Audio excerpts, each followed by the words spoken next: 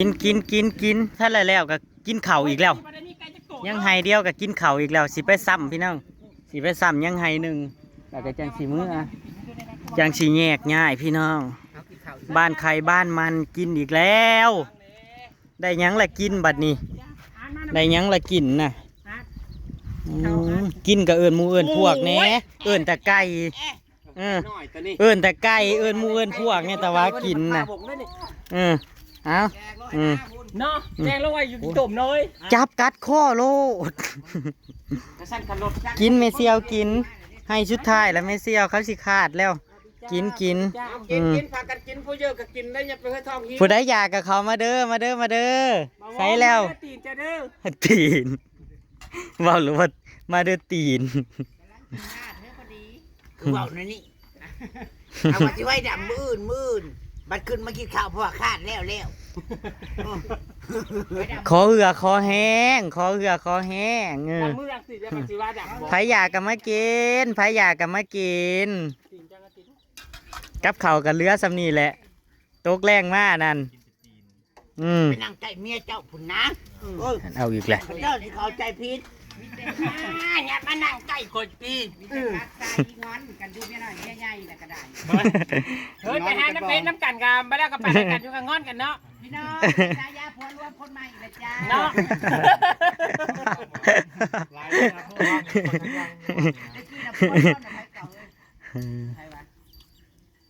กูร่วมในบ้านนี่นะบ่ได้ยังมาบอกเฮ้ยมาแหงเปิดโป้งเดี๋ยวนี้เห็นไหมป้อนแน่เมเซียวป้อนแล้วแน่แล้วสิเมื่อปลาละป้อนแล้วแน่พวกข่อยนะพวกนี้ด้วยแทนนี่มีแต่อยู่ตาปากช่องพูดนี่แต่พูดเก่งบัดจะลูกนี่เนาะเอาเบี้ยมาแล้วจะมีพรมสันเจ้าเป็นไอ้ขี้ข้านได้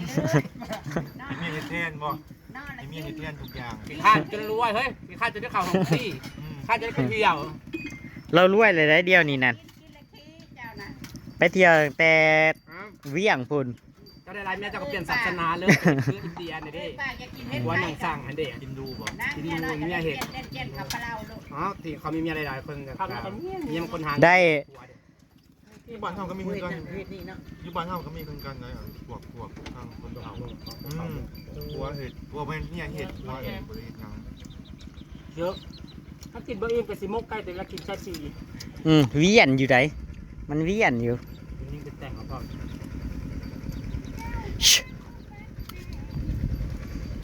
พี่น้องตกแรงมากผัดว่าอากาศแห่งดีพี่น้องลมมาว้อยอากาศแบบว่าสุดสัว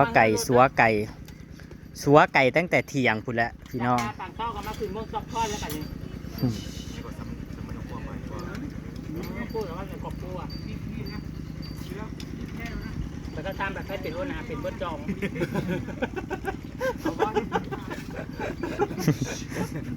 แต่ทำแบบไปรุ่นนะกบกู้กับเป็นเบิ้ลจองแต่ว่าเรียกบนคือกันอยู่เป็นเบิ้ลจองให้ผู้ใดผู้หนึ่งแต่ว่าเป็นเบิ้ลสอง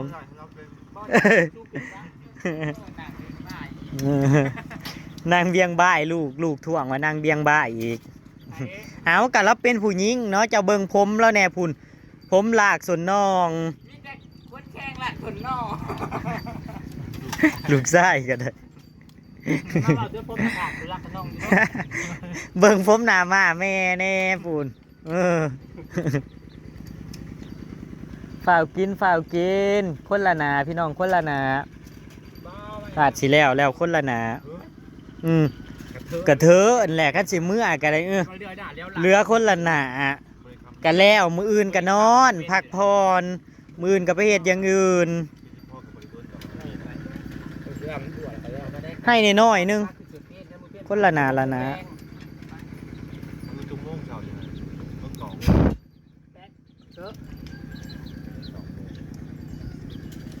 ไปหาเห็ดต่อถ้าแม่ว่าพอไปพ่อพุ่มเขาหลายคนนะครับไปคนเราเดียดเป็นไรเนาะเขาปูไปนะครับเขาไปเรียนมีเห็ดไทยจะดีเนาะมาพอเปลี่ยน พ่อพักกันญาติป่ะ เขาอุบล ให้กูเขามาจะหาให้จะชามคนอย่างที่ว่าจะก็เอาจะเสี่ยงไปครับขับใจไปแล้วได้บอลเขาอยู่นะครับไปเลยต้องรอกับจุ่มมั้งไง ไปดำพี่น้องวันนี้ไปดำไปเฮ้ย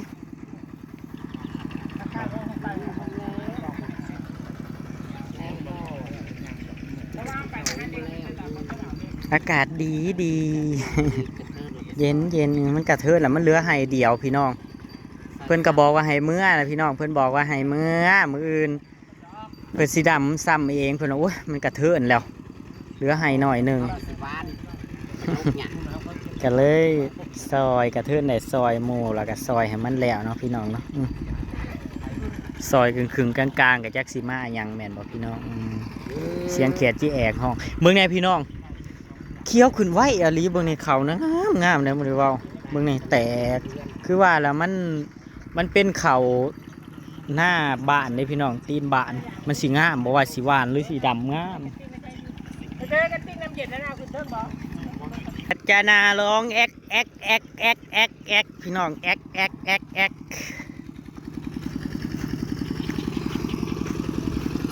ไล่งัวเข่าคอกเข่าแรงพี่น้องบางคนกระไดเนาะบางคนกับฟ้าวขึ้นแต่หน้ามือหาหนึ่งเข่าเป่าไฟพี่น้องดูอุ้ยคักขนาดพญายหนวกเฮ็ด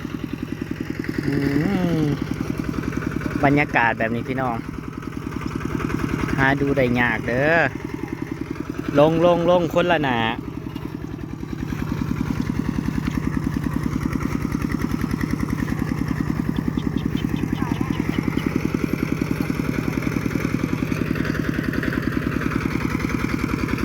กาดำม้วนดำม้วนกะมันแข็งมันเป็นกีบงามพี่น้อง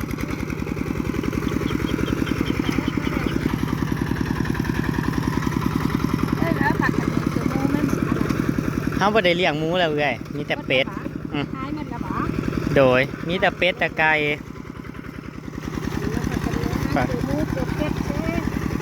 ดำเหลือให้เดียวเนี่ยช่วยกันให้มันแล้วซะนั่งตุยจะได้ไปหาเห็ดน้ำกันพี่น้องเฮ็ดออกรอบปันนะเฮ็ดก็ออกมารอบปันแดดแง่ตาแล้ว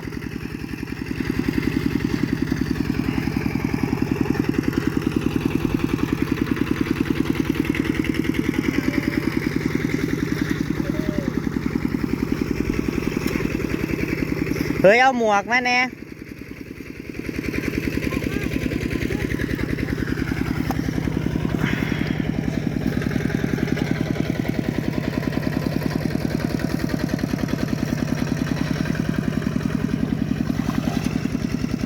ดำห่างได้พี่น้องไม่ได้ดำทีดำห่าง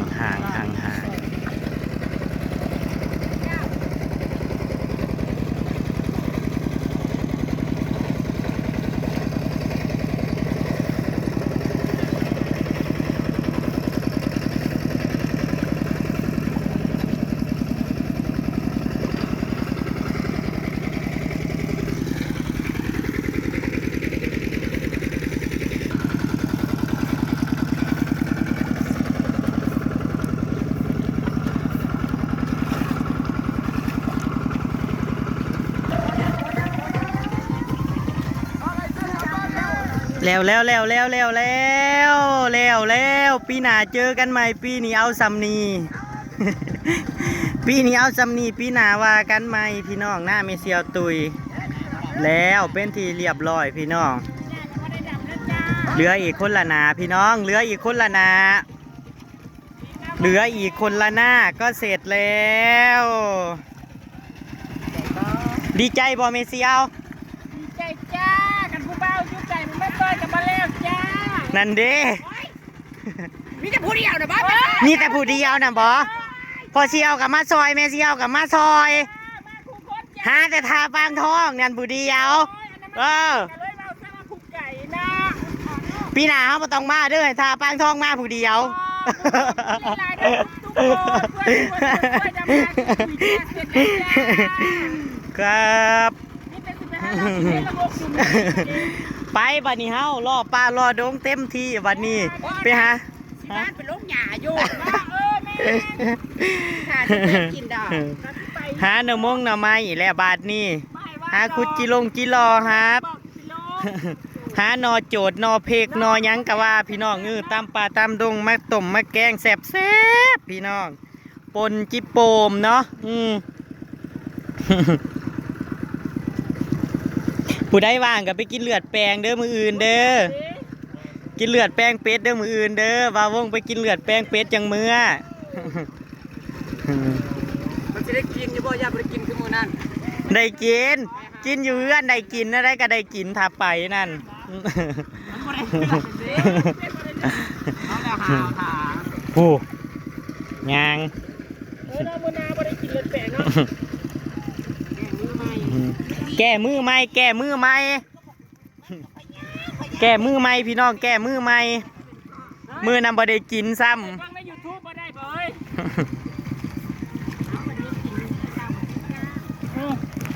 เข้าไปเบิ่งใน YouTube ก่อนบ่ได้บ่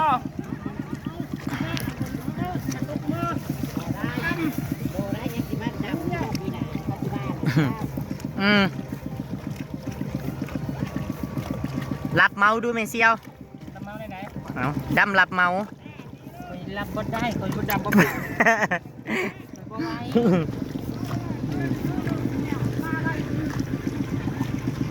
อุ้ยกันเพื่อนมาช่วยก็ไม่เสร็จเนาะ ถ้าเพื่อนไม่มาช่วยก็ไม่เสร็จ เนาะคณะแจ้บื้อมันก็ได้ดับอีกเลยเนาะ เป็นตาจ้างอยู่ได้ผู้นี้นะเป็นตาจ้างอยู่พูน เจ็บเด้อเฮ้ย เจ็บ เฮ้ยอย่าคือไก่ตอดเข่าเนาะบ้านเฮาบ้านคือไก่ไต่ผ้าเข้าบินเข้าเบินตอดปุ๊กเป็นปุ๊กมา 400กับเป็นตาหายอยู่ได้ผู้นี้นั่นแมน ไปเฮ็ดเลือดกันคนแรกเลยจะเฮ็ดได้จะเฮ็ดไว้เนาะบ้านเฮานั่นนะ นี่มันต้องแบบนี้ นี่แหละไก่ตอดเหนียวแต่ว่า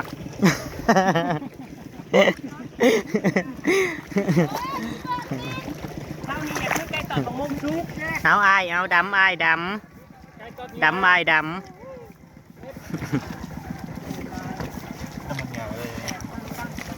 มาเทื่อหนาก็บ่ได้ดำเลย มันนี่กุ้มเล่นมันนี่ผมเป็นมันนี่พี่ดีกุ้มเด็ดจำหน้า หลายทงเนาะเจ้านั่นเนาะหลายทงหลายเมืองหลายแข้งเจ้านั่น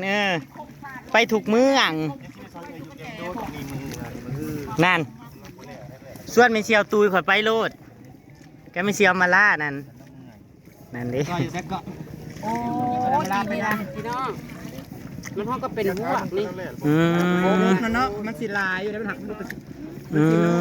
นี่พี่น้องยังเป็นลูกออดลงไป แม่นแต่ว่ามันสิน้อยได้น้ำฮักกะมาน้ำมาล่าเด้ พุ่มสลดกานี่ก็ สู้จะเสร็จแล้วสู้ ของงานเนาะ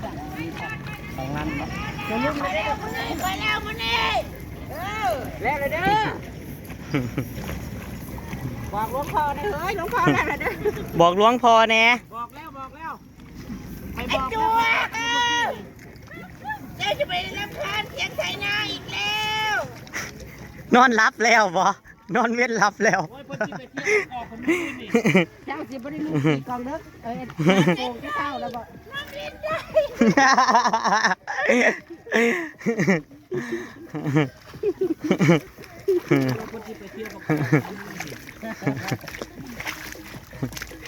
ขอบใจหมู่เพื่อนที่มาซอย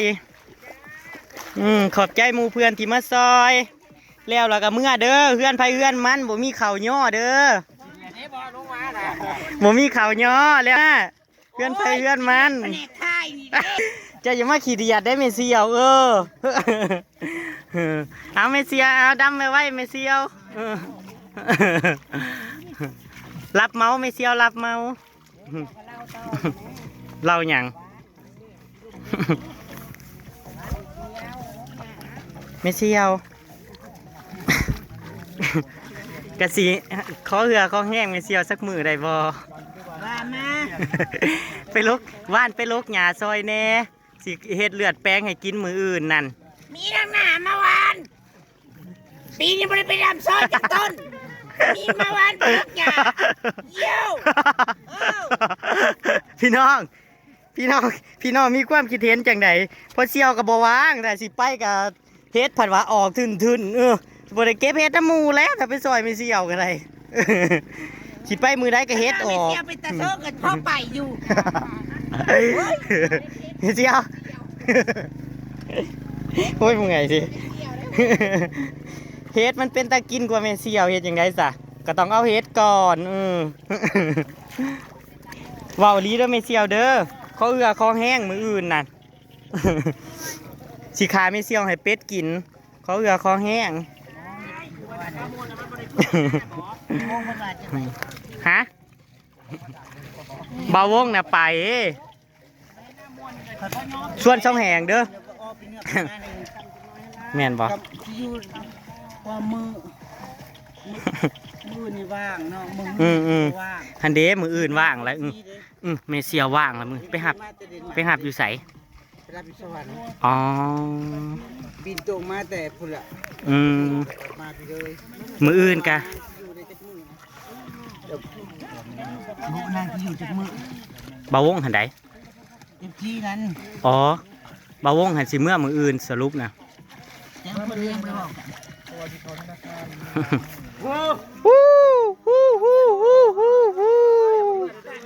เสร็จแล้ว แต่เวลาปั่นก็ไม่ให้คอยเด็กว่า ไปทาเป็นมีของทาที่สอดแต่ว่า เสียใจเงินเขามาทุกบาททุกตามาให้กูเก็บหมดแล้วบอกเว้ยบอกมันยังอยู่เก่า ไม่เชียวว่าวอาลีทุกบาททุกเจ้าเก็บบ่ยวนมาโอ้ยบ่แม่นเฮ็ดที่เขาน่ะมันจังมันยวนของเอื้อยมา ไปพี่น้องไปแล้วพี่น้อง มื้อนี้ได้แล้วเด้อ แล้ว ใจได้เด้อทุกคน ขอบคุณขอบคุณ ขอให้ปังรวม ไอพี่น้องสิเดินทางกลับอำนาจพระจากพี่น้องไปปีนี้ก็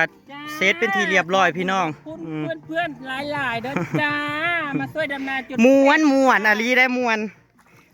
นพี่น้องมือนี่ม่วนดำหน้า